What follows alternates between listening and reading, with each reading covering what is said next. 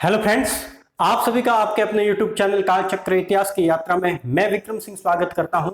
साथियों, आज का जो हमारा टॉपिक है वो है गुप्तोत्तर काल और गुप्तोत्तर काल के अंतर्गत वास्तुकला। वास्तुकला से तात्पर्य है स्थापत्य कला, भवन निर्माण कला, इसके ये और भी दूसरे नाम हैं।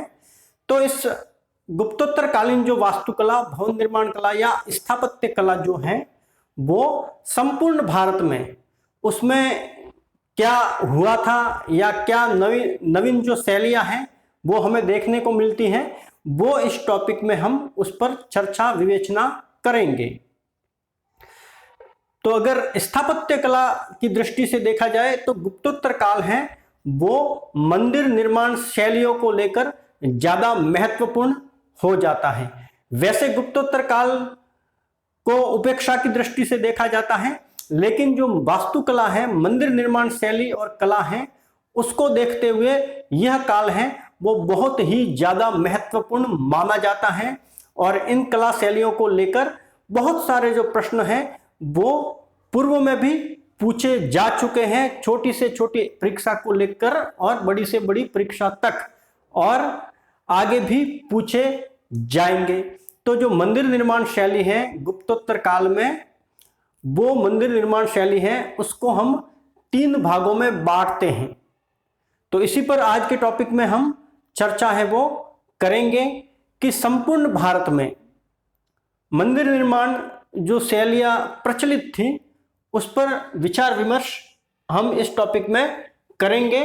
तो संपूर्ण भारत में 3 प्रकार की मंदिर निर्माण शैलियां मौजूद थी। मंदिर जो है वो आस्था और विश्वास का तो प्रतीक है ही है, इसके साथ साथ में स्थापत्य कला में विकसित हो रही शैलियों और स्थापत्य इतिहास की दृष्टि से भी मंदिर है वो महत्वपूर्ण हो जाते हैं। तो यह जो गुप्तोत्तर काल में मंदिर निर्माण की जो 3 शैलियां मुख्यतः मानी गई हैं या पाई जाती हैं वो है नागर मंदिर निर्माण शैली, द्रविड़ शैली और बैसर शैली। अब इनका भौगोलिक जो वितरण है वो कहां कहां था और इनकी चारित्रिक जो विशेषता है स्थापत्य की दृष्टि से वो कौन कौन सी थी, इस पर हम चर्चा है वो करेंगे। तो पहले हम बात करते हैं नागर मंदिर निर्माण शैली की। नागर मंदिर निर्माण जो शैली है वो कश्मीर से लेकर या हिमालय से लेकर विंध्याचल की पहाड़ियों या नर्मदा नदी के तट तक हम मानते हैं। ये जो इलाका है, ये पूरा इलाका जो है ये नागर मंदिर निर्माण शैली का केंद्र हुआ करता था। इस जगह पर जो भी मंदिर बने वो नागर मंदिर निर्माण शैली के बने हैं। तो पहले हम भौगोलिक जो वितरण है उसकी बात कर देते हैं। अब दूसरी जो विशिष्ट कला शैली है वो थी द्रविड़ कला शैली या द्रविड़ मंदिर निर्माण शैली। द्रविड़ मंदिर निर्माण जो शैली है वो कृष्णा नदी से लेकर कुमारी अंतरिप तक या दक्षिण के चौर तक वो जो थे मंदिर वो दक्षिण निर्माण शैली में बने हैं या द्रविड़ मंदिर निर्माण शैली में बने हैं। उनका जो इलाका था वो ये था। अब इनके बीच का जो हिस्सा है, जो नर्मदा से लेकर कृष्णा नदी के बीच का जो इलाका है, उस इलाके में इन दोनों मंदिर निर्माण शैलियों का मिश्रण पाया जाता है या मिश्रित जो शैली है उसके जो मंदिर हैं वो इस नर्मदा से लेकर या विंध्याचल की पहाड़ियों के दक्षिण के हिस्से से लेकर कृष्णा नदी के बीच वाला जो हिस्सा है वहां जो मंदिर बने जिसमें नागर कला शैली और द्रविड़ वास्तु शैली दोनों का सम्मिश्रण पाया जाता है, वहां पर जो है वो बैसर शैली के मंदिर हैं वो पाए जाते हैं। बैसर शैली में दोनों शैलियों का मिश्रण होता है। यह जो इलाका है यह दोनों मंदिर निर्माण शैलियों के जो भौगोलिक स्थल हैं उनके बीच में है। तो जाहिर सी बात है कि इस वाले इलाके में दोनों कला शैलियों के तत्व हैं वो पाए जाएंगे और यह दोनों सम्मिलित होने के बाद में एक अलग ही मंदिर निर्माण शैली के हमें दर्शन होते हैं। अब ये तो हो गया नागर मंदिर निर्माण शैली, द्रविड़ मंदिर निर्माण शैली और बैसर मंदिर निर्माण शैली का भौगोलिक वितरण, अर्थात भारत के कौन से हिस्से में किस प्रकार के किस शैली के मंदिर पाए जाते हैं। ये तो हो गई वो वाली बात। अब आगे बात करते हैं कि इन मंदिरों की जो चारित्रिक विशेषता है, स्थापत्य कला में जो भिन्नता है या विशिष्ट स्थापत्य हैं वो क्या था, उस पर चर्चा करेंगे। तो सबसे पहले हम आएंगे नागर मंदिर निर्माण शैली पर। आपको ज्ञात होगा कि जब हमने गुप्त काल पढ़ा था तो वहां देवगढ़ का दशावतार मंदिर, देवगढ़ अर्थात उत्तर प्रदेश में जो झांसी जिले में स्थित है, वहां का जो दशावतार मंदिर है जो विष्णु के 10 अवतारों को समर्पित है, उस मंदिर को प्रथम मंदिर है वो माना जाता है। ऐसा मंदिर जिस पर शिखर बना हुआ है। हालांकि मंदिर या मंदिरों का जो निर्माण है वो कब से हुआ उसके बारे में स्पष्ट रूप से नहीं कहा जा सकता, लेकिन जो शिखर युक्त पहला मंदिर है वो देवगढ़ का दशावतार मंदिर माना जाता है, जो कि लगभग 5वीं शताब्दी का माना जाता है, जिसमें पहली बार हमें मंदिर के ऊपर शिखर के दर्शन होते हैं। उससे पहले मंदिर जो होता था वो कमरे नुमा एक ढांचा होता था जिसको गर्भगृह बोला जाता है और उसके अंदर मूर्ति की प्रतिष्ठा होती थी और इसी प्रकार की संरचना को मंदिर कहा जाता था। अब जो देवगढ़ का दशावतार मंदिर है जिसमें पहली बार हमें शिखर देखने को मिलता है, उसके बाद में मंदिर निर्माण में अलंकरण, स्थापत्य कलाओं और विभिन्न प्रयोगों को और प्रयोग धर्मिता को साथ में जोड़ा जाने लगा। तो हम नागर शैली की बात करते हैं। नागर शैली जो मंदिर निर्माण शैली है उसके जो विभिन्न तत्व हैं उनकी बात करते हैं। तो सबसे पहले जैसे ये इस प्रकार का ढांचा होता था, ये एक कमरानुमा आकृति होती थी जिसमें एक दरवाजा होता था अंदर जाने के लिए और यह केंद्रीय हिस्सा होता था जिसमें मूर्ति प्रतिष्ठित की जाती थी। जिस कमरे में मूर्ति की स्थापना होती थी उस कमरे को गर्भगृह कहा जाता था। ध्यान दीजिएगा, उस कमरे को गर्भगृह कहा जाता था जिसमें मूर्ति प्रतिष्ठित होती थी। अब इस कमरे के ऊपर शिखर बनते थे जो कि ऊपर जाते वक्त संकरे होते थे। इस प्रकार के होते थे। ये जो शिखर हैं उसमें हमें समय के साथ में बहुत ही नायाब स्थापत्य कला देखने को मिलती है।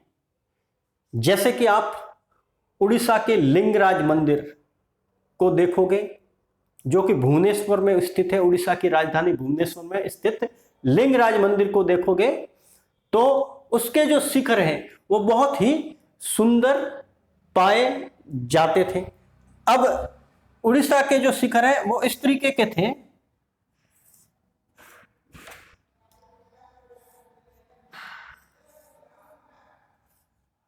इस तरीके के, और इनमें जो सीधी रेखाएं होती थी वो इस तरीके की होती थी।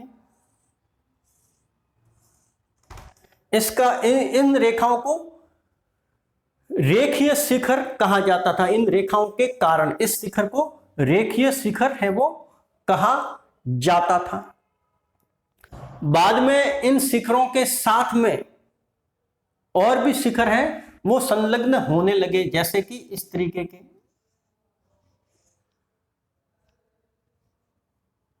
इनके अंदर के अंदर इस तरीके के। इनको उरु श्रृंग कहा जाता था, इनको उरु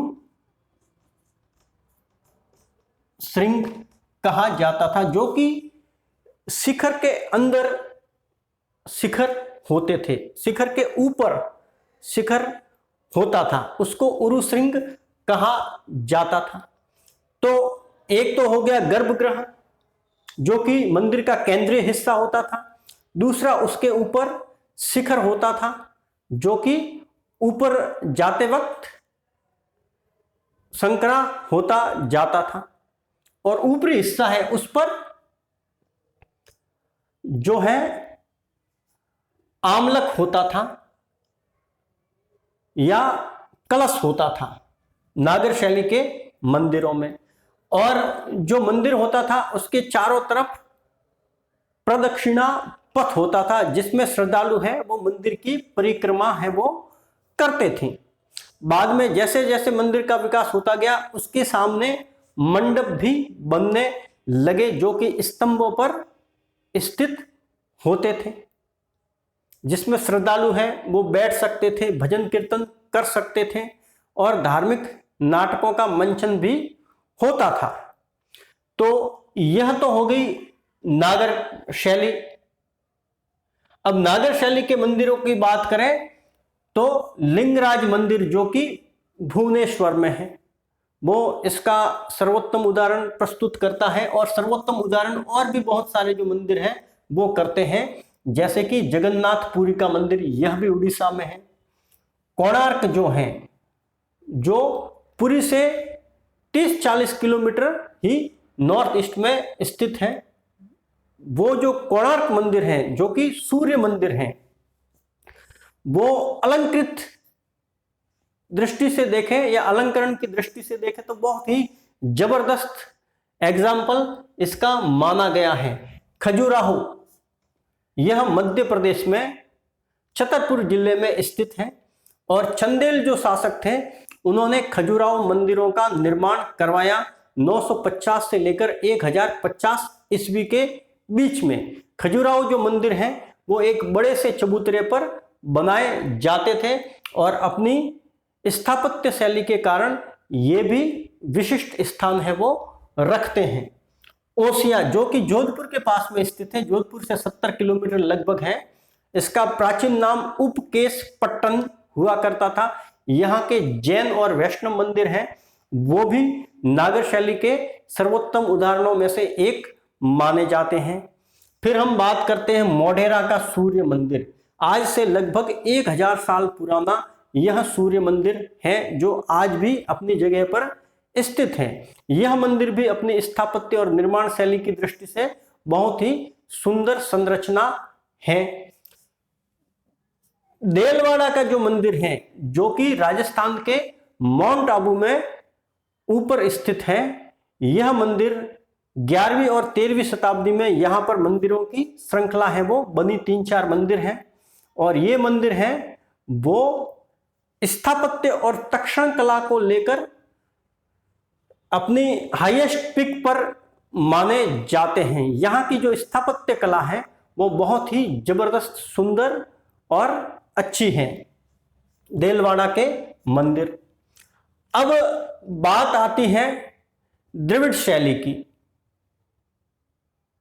द्रविड़ शैली की जो स्थापत्य कला है उसमें हम देखते हैं कि एक गर्भगृह होता है, जिसमें मंदिर की या जिसमें मूर्ति की प्रतिष्ठा होती है और उसके ऊपर जो होते हैं वो विमान होते हैं, पिरामिड नुमा आकृति होती है। आपने जो नागर शैली देखी उसमें जो गर्भगृह के ऊपर होता है वो शिखर होता है, उसको शिखर कहा जाता है। जबकि द्रविड़ शैली में गर्भगृह के ऊपर पिरामिड नुमा आकृति होती है, और उनको विमान कहा जाता है वो इस तरीके की होती हैं, जैसे कि यह गर्भगृह,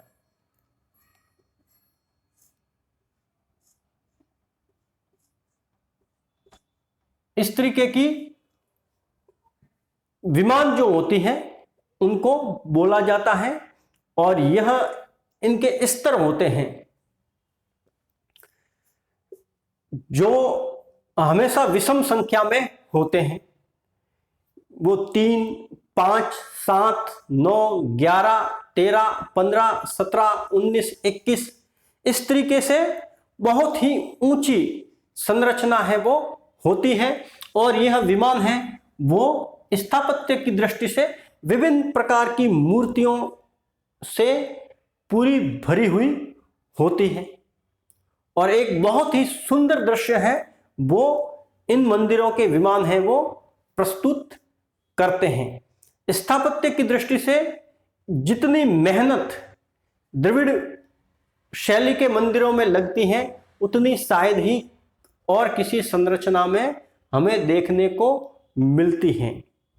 दक्षिण भारत में अगर हम जाएं तो वहां के कुछ जो मंदिर हैं जो प्रसिद्ध हैं उनको देखने के बाद में हर काल की और हर क्षेत्र की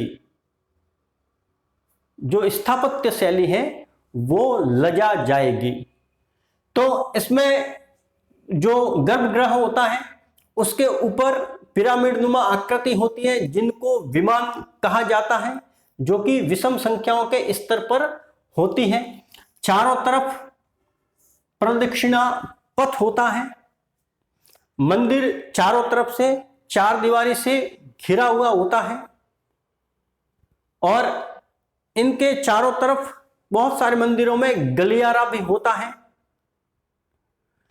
और जो मेन गेट हैं जो कि पांड्य काल में अपने अलंकरण के उच्च स्तर पर था, उस मेन गेट को गोपुरम कहा जाता है।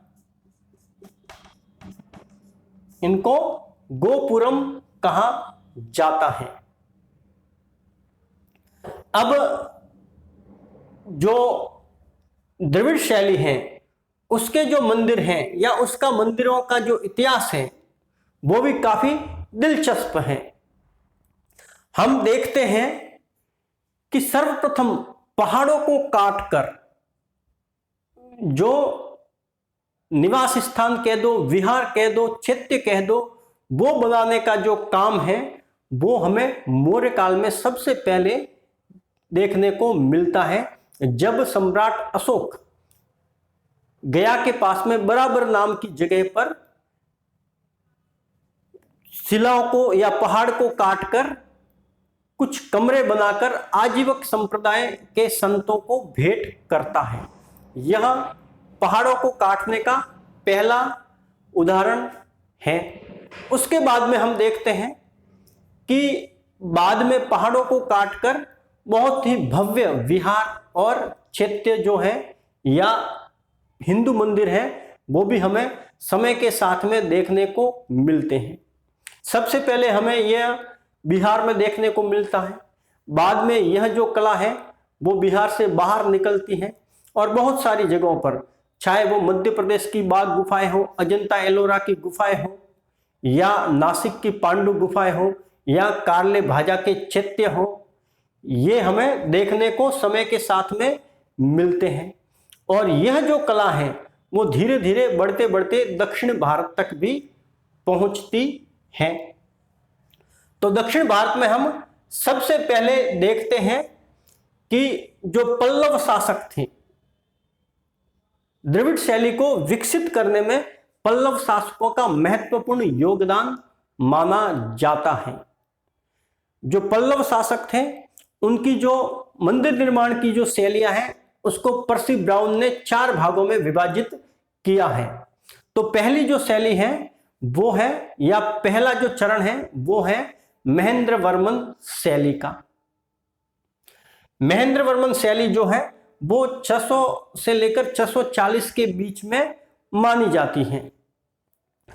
अब महेंद्र वर्मन से पहले की बात हम करें तो पहाड़ों को काटकर संरचनाएं, धार्मिक संरचनाएं बनाने का जो काम है वो दक्षिण भारत तक पहुंच गया था।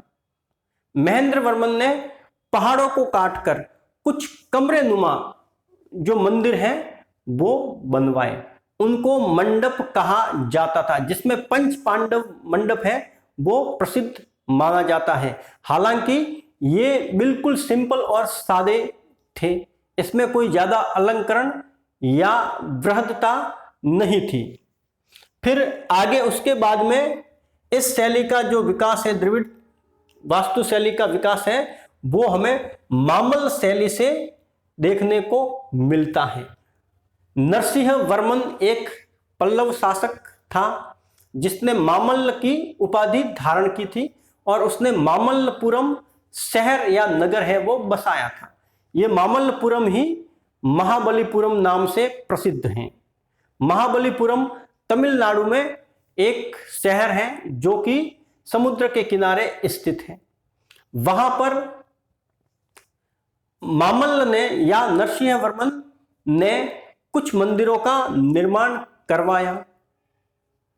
जिन मंदिरों का निर्माण पहाड़ों को काटकर करवाया उन्हें मंडप कहा जाता था, और कुछ मंदिरों का निर्माण एकास्मक पत्थरों को, बड़े बड़े जो पत्थर थे उनको काटकर करवाया और उनको मंदिरों का रूप दिया, उनको रथ कहा जाता था। तो देखिएगा, मामल्ल शैली है उसमें मंडप और रथ हमें देखने को मिलता है, जबकि महेंद्र वर्मन शैली में सिर्फ मंडप देखने को मिलता है। मंडप से तात्पर्य है वे मंदिर जो पहाड़ों को काटकर बनाए जाते थे। तो यह महेंद्र वर्मन शैली में हमें देखने को मिलता है, जबकि मामल्ल शैली में मंडप के साथ साथ में रथ। अब रथ मंदिर से तात्पर्य है वे मंदिर जो किसी एक शिला को काटकर बनाए जाते थे, एकास्मक पत्थर को तराशकर बनाए जाते थे। ये जो रथ मंदिर हैं वो 8 हैं संख्या में और इनको सप्त पैगोडा कहा जाता है। इनमें जो बौद्ध विहार और चैत्य कला थी उनका विकसित रूप है वो देखने को मिलता है। जो धर्मराज रथ हैं वो विहार शैली पर आधारित था, विहार स्थापत्य शैली पर आधारित था, और यह जो रथ है वो वास्तुकला की दृष्टि से बहुत ही सुंदर माना जाता है। द्रौपदी रथ है वो सिंपल है, जबकि गणेश रथ, सहदेव रथ, भीम रथ है वो चैत्य जो वास्तुकला थी उस पर आधारित है। धर्मराज रथ विहार वास्तुकला पर आधारित है, जबकि भीम, सहदेव और गणेश रथ है वो चैत्य वास्तुकला पर आधारित हैं। इन मंदिरों को देखकर ऐसा लगता है जैसे कि काष्ठ के जो रथ होते थे, लकड़ी के जो रथ होते थे, अलंकृत रथ होते थे, उन्हीं को पत्थर का रूप दे दिया गया हो। तो यह शैली मामल्ल शैली कहलाई। उसके बाद में राजसिंह शैली। राजसिंह शैली में हम देखते हैं कि जो पहाड़ों को काटकर मंदिर बनाने की जो कला थी उससे हम आगे एक कदम आगे बढ़ते हैं, और यह कला है वो हमें अब देखने को नहीं मिलती है। राजसिंह शैली में उसी महाबलीपुरम में शोर मंदिर है जिसको तटीय मंदिर कहा जाता है, वो बनाया गया था, और इस तटीय मंदिर पर समुद्र से आकर टकराती हुई लहरें हैं वो एक अद्भुत और विहंगम दृश्य पेश करती हैं जो कि किसी के भी मन को मोह लेता है। तो यह तटीय मंदिर है जिसको शोर मंदिर कहा जाता था।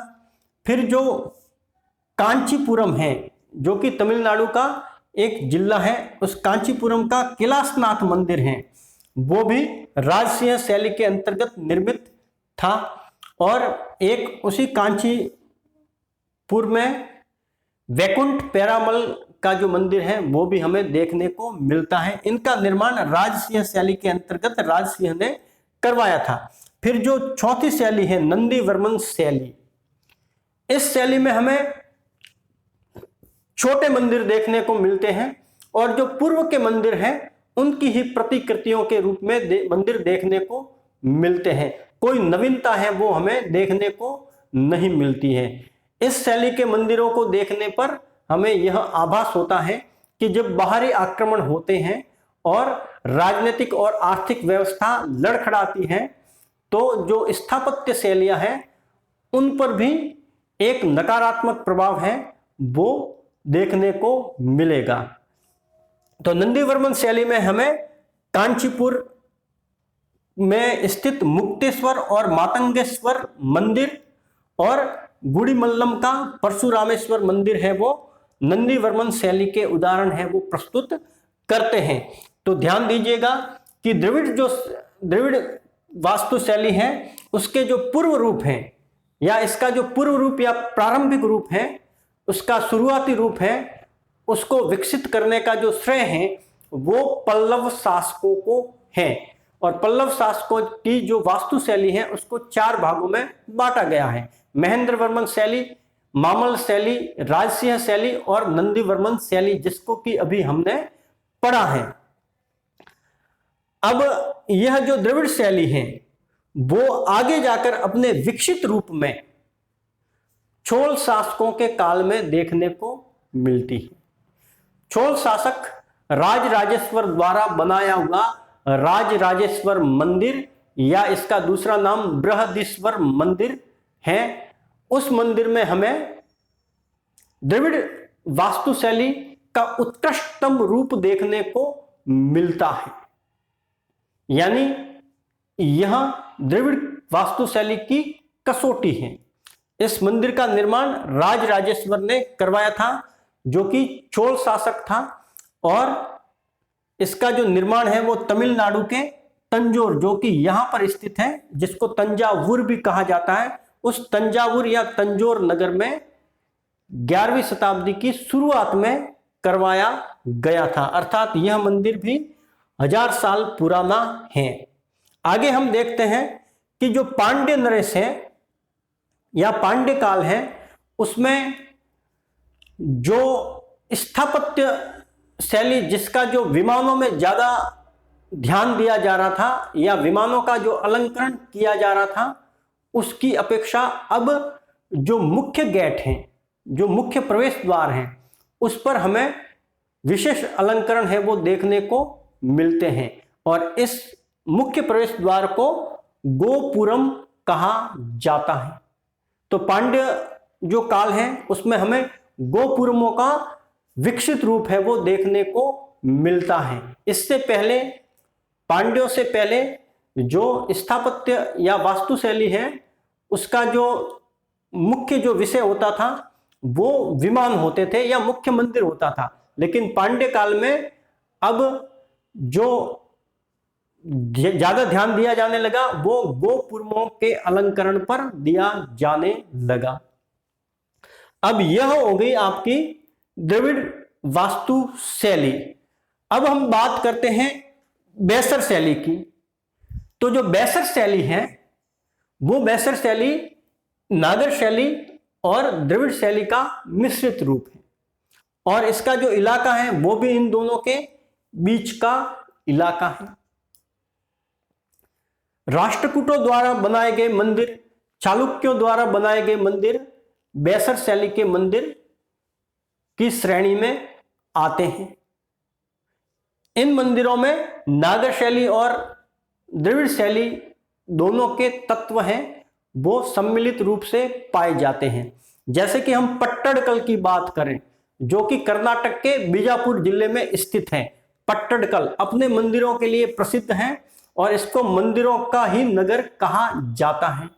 पट्टडकल में हमें नागर शैली और द्रविड़ शैली दोनों के मंदिर देखने को मिलते हैं। तो जो बैसर शैली है इसमें दोनों के मिश्रित रूप है वो देखने को मिलते हैं। अब हम जो महाराष्ट्र का इलाका है या शिला वास्तु कला जो है जो कि द्रविड़ शैली से पहले आई थी उसकी बात करते हैं। द्रविड़ शैली का जो विकास है वो हमें पल्लव काल से अर्थात 7वीं शताब्दी से देखने को मिलता है, लेकिन 7वीं शताब्दी से पहले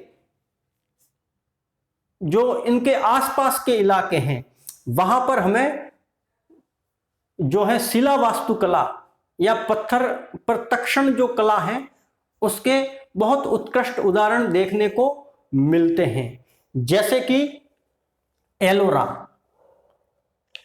एलोरा जो है वो महाराष्ट्र के औरंगाबाद जिले में स्थित है और इसका साथ में जिसका नाम लिया जाता है वो है अजंता। अजंता हालांकि अपने चित्रकला के लिए प्रसिद्ध है, लेकिन वहां की जो भी स्थापत्य कला है वो नैनाभिराम दृश्य उपस्थित करती हैं।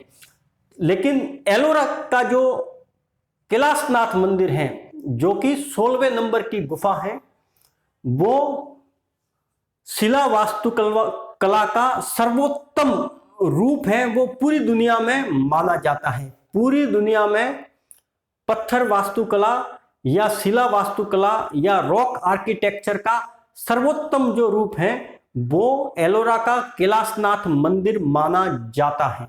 इस मंदिर की यह विशेषता है कि एक पहाड़ को कारीगरों ने ऊपर चढ़कर उसको ऊपर से काटते काटते मंदिर का जो है रूप दिया था, उसमें बाहर से कोई भी पत्थर है वो नहीं लगा है या कोई भी अन्य सामग्री है उसका इस्तेमाल नहीं किया गया है। इसका जो निर्माण है वो राष्ट्रकूट शासक कृष्ण प्रथम ने करवाया था। उसका नाम था कृष्ण प्रथम। इसने एलोरा के कैलाशनाथ मंदिर का निर्माण है वो करवाया था। एलिफेंटा जो है यह भी महाराष्ट्र में स्थित है। यह भी पहाड़ों को काटकर बनाई हुई मूर्तियों के लिए प्रसिद्ध है। यहाँ की त्रिमूर्ति जो ब्रह्मा विष्णु महेश की मूर्ति है, साथ में जो बड़े आकार में है वो त्रिमूर्ति है, वो यहाँ की बहुत ही ज्यादा प्रसिद्ध हैं। तो गुप्तोत्तर काल में जो मंदिर थे, मुख्य मुख्य मंदिर, उनकी हमने बात इस टॉपिक में की और साथ में ही गुप्तोत्तर काल में मंदिर निर्माण शैली को लेकर विकसित हो रही नागर शैली, बेसर शैली और द्रविड़ कला शैली का भी उल्लेख हमने इस टॉपिक में किया। और आपका यह टॉपिक यहीं समाप्त होता है। आपको हमारा वीडियो पसंद आया हो तो इसको लाइक, सब्सक्राइब